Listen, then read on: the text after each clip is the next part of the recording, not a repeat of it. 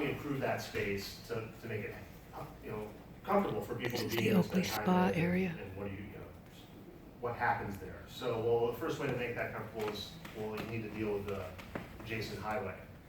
So how do you deal with the adjacent highway? And we had the idea of these pavilions, lining the highway and sort of being an economic development tool.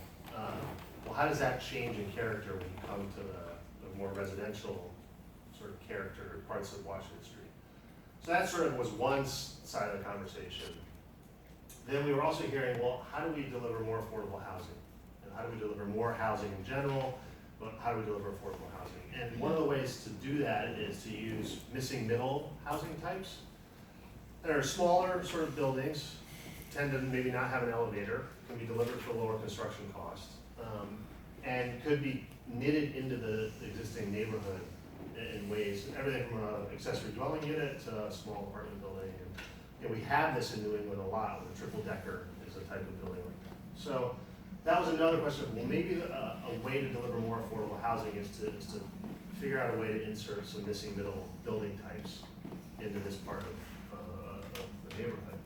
So that started to sort of look at, okay, well, where do you put those?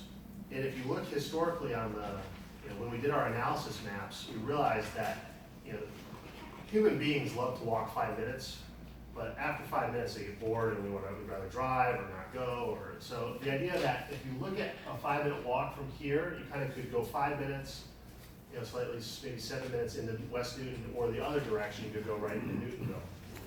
But, so the reality is this could be a little cluster of a neighborhood center. It's something that within 5-minute walk of here, folks might walk to there, get a dozen eggs, or take a dry cleaning. So the idea that maybe this is a good spot from a neighborhood structure, sort of as you plan around the neighborhood, to have a little bit more activity so that that neighborhood center thrives, and those businesses that might be there might improve with it.